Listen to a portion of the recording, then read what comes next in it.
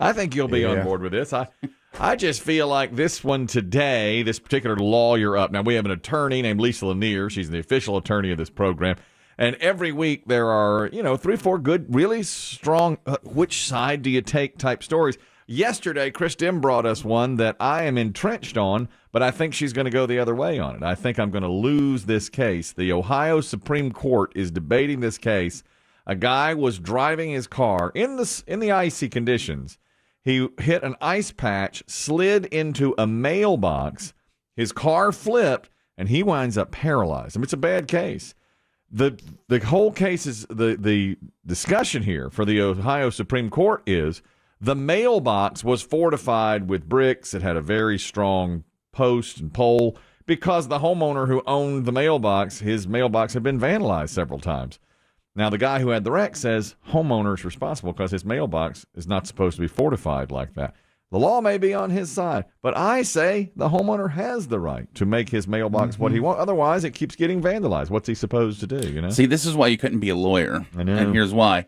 Because your argument in court would be, I know what the law says, but... Come on. Right? Right. Yeah. That would be... Yeah. You couldn't handle it because you'd be like, I know what the law says. Yeah.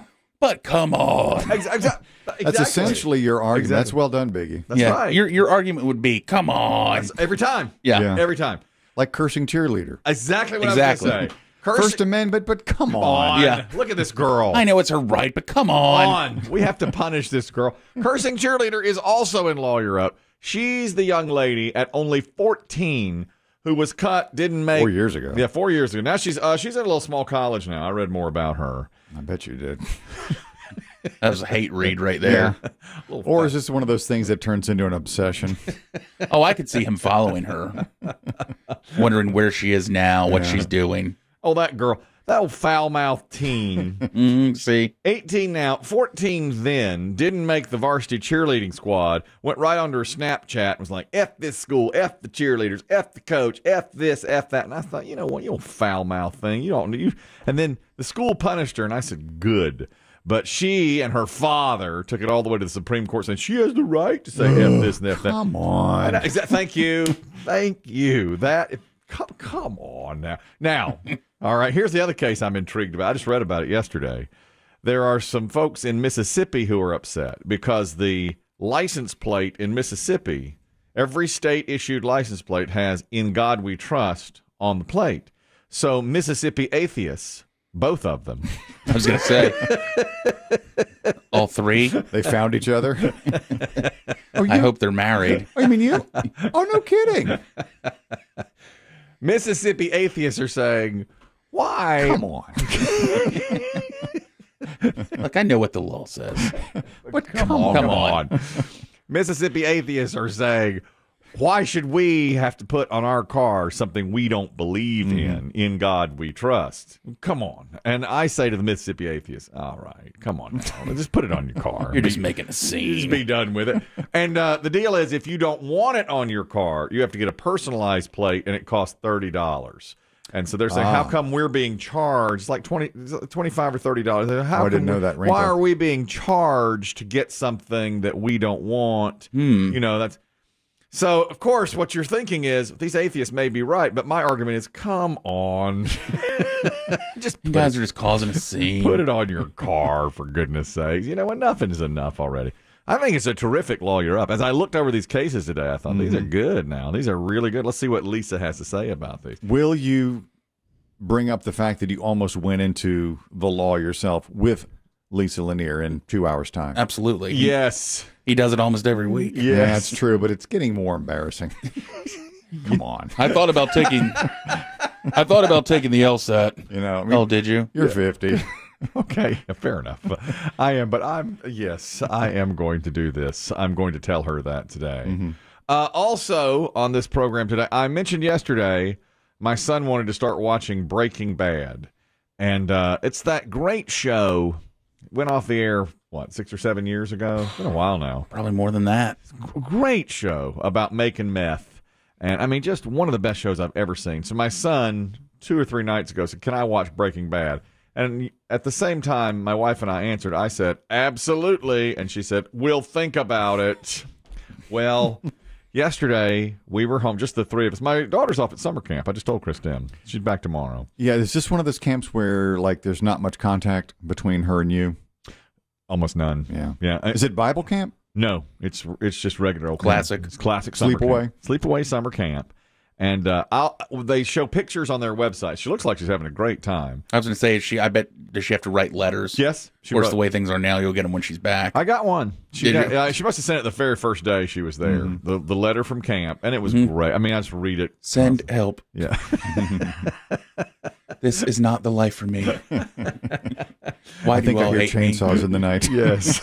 Why do you all hate me? But, we can email I found her. a hockey mask in the counselor's locker. Wouldn't that be horrible? We can email her, but she can't email back. It just goes to some Have you sent any? every day. They print them up. Oh. And in her letter to us, she referenced my email. She said, I got an email from Dad. That was embarrassing. I'm making jokes. Oh. I'm doing Dad jokes? Oh, yeah, I'm doing okay. little dad jokes. Okay. She said, please tell Dad. They read them to the whole camp. Right? Yeah. But I didn't get that till yesterday. I've been sending them every day. Yeah. All these great, in my mind, these great dad jokes. But I guess it's a little embarrassing for her. So she's off at camp, and my son, who's 16, says, let's watch Breaking Bad. And I said, all right, let's do it. So Did you and your wife have a meeting about it? No. You went unilateral? I did. I You just stormed ahead. I said, all right, let's do it. And she looked over at me. I said, come on. And she's like, all right. So she said, let me prepare myself. She went into the bathroom. I don't know what she did, but she was there for about 10 minutes. And then she came back and said, So she joined the viewing? yeah, it was going to be the three of us watching it. And she said to him, now, I want you to know before we start, this show has a lot of violence and a lot of bad language. And I said, well, I don't think there's that much bad language. It was on AMC, so it's like on regular television. I mean, there's a little bit here and there, but it's not like constant. They didn't push the boundaries like an HBO show. Can't. It's not like an HBO. No, it's not. show. I told her that. I was like, no, it's not. And she said, oh, that's right. And I said, and there'll be no nudity, and there'll be very, very little sexual contact. And he said, well, good. I'm glad about that, because he's watching it with his parents. Well, apparently they've made a Netflix version because the F word is dropped several times. Oh, really? Mhm. And we watched one episode, and in the first episode, when the main character meets his underling, the former high school student who's now about 20 years old, the 20-year-old is in bed with a woman, and she's looking out the window, and her boobs, she's topless. No kidding. And my son just looks over at me, and I was like, hey, hands up here. I don't know. Wasn't like that when I saw it. I don't remember that. It definitely wasn't. She wasn't Yeah. topless in the regular show.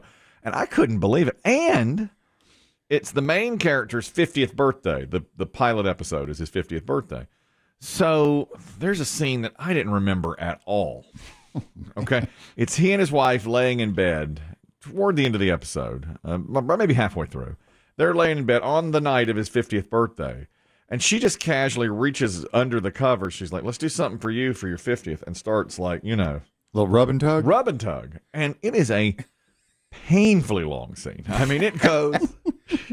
It shouldn't last much longer. Close your eyes. That's what my wife said. Look away. Look away. To all of Yeah. you? Yes. And my son was like, I'm uncomfortable. And I said, well, you think you're uncomfortable. And they're still going. Oh my God. This scene lasts. I should show you this. If you're sitting there with your teenage son, and she just, Skylar, the character, is just rubbing going. and tugging, just on and on and on, under the covers, Golly. while they're chatting about like the day's events. Yeah. And, not to give too much away about the show, he's diagnosed with, he knows he has cancer at this point. She doesn't know it. And she's given him this little gift for his birthday. The old fashioned. Right. I believe that's what they call it on South Park. Yeah, the old fashioned. She's given him that. And she says, what's going on down there? Is he asleep? And, and he's like, no, He's had a bad day. Yeah, he's had a terrible day. He's just been diagnosed with terminal cancer. And he's getting into the meth business, unbeknownst to her. Oh, he already's made that call? He's just getting into it. He's just I can access the meth lab. That's right. He's figured it chemistry out. lab. Right.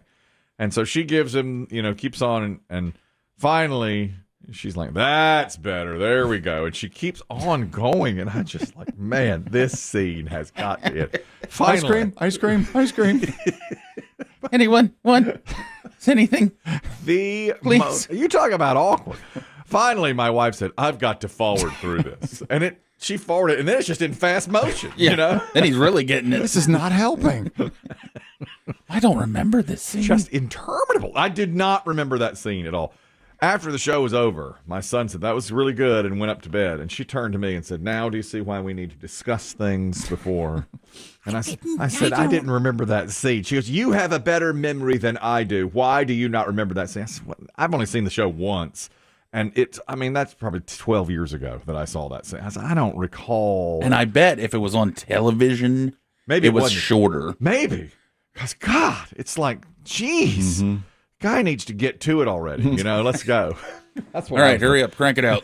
That's what I was thinking. Let's go. My goodness, unbelievable.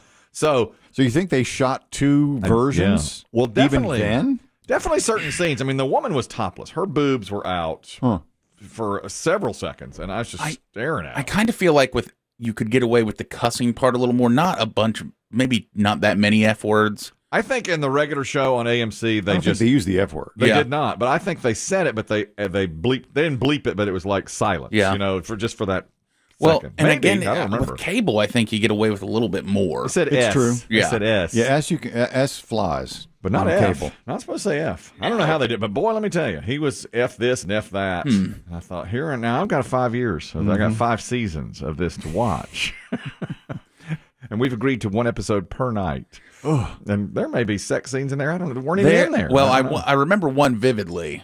A sex scene. Yeah, it's Pinkman's girlfriend. No, she's it's when Skylar is spoiler alert, I guess. When Skylar's cheating. I'm pretty sure there's a scene of her just riding that dude. Oh, that's right. I think you get a little side boob action. You're right. I forgot about that. She's just on top of him. I forgot about that because I told my wife said there's a lot. There could be some sex here, and I turned to her and said, "There's no sex in this show. Don't worry about it." Well, the very first episode, just stroking and rubbing. And I think we just don't remember it. I guess not, but it's a great. I don't show. remember that scene. No, you would. I really don't. I had no memory of that at all. They're just chatting away. I mean, I remember the underpants. I remember the Winnebago. Of course, the chemistry lab. Of course, those are the things. But that it's just it's a throwaway scene really because they're just talking about the day. But boy, she's just going when you've got a 16-year-old sitting there next to you. Yeah, then it is a completely different thing. Big Tex, you're talking about Breaking Bad now. Go ahead. Hey, Kelly, yeah. Hey, I just started rewatching it myself about a month ago, and it is a lot different. They've added a bunch of stuff. There's a lot more cursing. And just forewarn you, there are, from what I remember now, recently 3 pretty graphic sex scenes between Walter and Skylar. One of them, he forces her, like, in bed, like, really rough. And then there's one at the school. They do it actually in the car. At the high school, and it's pretty hot and sweaty. And then there's one where he rips her like undergarments off in the kitchen and tries to bend her over the kitchen sink, and she fights back on that. So it's pretty rough. It's a lot graphic than it was on original. Sounds like it's gotta be. It's gotta be. I wonder if they knew. I wonder if they knew somehow. Like, what was big back then too was selling seasons on DVD. That's what they did. And they thought, well, we got the unedited version. Yeah, we're going to sell the unedited version on DVD because I owned a ton of series on DVD there for a while. Thank you. You never watched them, right? No. Huh? You never watched them. Nobody pulls out DVDs. No. Actually, I think I started Breaking Bad because I think we gave away the first season here, and somebody didn't pick it up. And I said, well, I'll try this show out. I think that's what turned me into it. Netflix, you've got to warn a man that this is happening. I thought this is a made-for-TV show. This is AMC. Yeah. I don't know what to do now. Now we're at episode N. Oh, yeah. Does he like it? Yeah, of course. It's a great show. Yeah. He's going to like it. I know that. But, I mean, we've got a pact between the 3 of us. Me, him, and his mother. And this is probably 70 episodes. We got 70 nights here. Well, if I may, and don't take this the wrong way, you backed out of 1,000 packs. Absolutely right. Good point. It's a very good point. I mean, which of you will be the first to bail? The wife? I think her. Yeah, I think it'll be her. I think what's going to happen, he's just going to watch it on his own. I'll say, you go, you have She'll bail early. Yeah. Then you'll try to hang, and then you'll let go. Yeah, because I've got so many other... And then you'll say to your boy, son, I know you I hope you can talk to me about anything you see on this show. Right. Yeah. Meth use. Old fashions, Panty ripping, sweaty sex at a car. Car sex. God, after school. Man, I didn't know. Yeah. And we're getting into this now. I got so many balls in the air now. I don't know if I'll be able to watch it with him or not. There's Sure. so You many got pickleball back. So many things going on. You know how that goes. You think about things I'm backing out of. That $1,000, 1,000-pound weight loss. Yes. That's always top of mind. Listen, I'm going paleo. I just had a look. Yes, I'm going paleo. What does that mean? I'm not sure yet, but I was at lunch yesterday with a guy who... Oh, that's right. You had a client meeting. I did. And the client is in such good shape. You know him. I won't even mention his name. Yes, we've met. He's in tremendously good shape. He is remarkably fit. And he came in, and he's like, I'm back on paleo.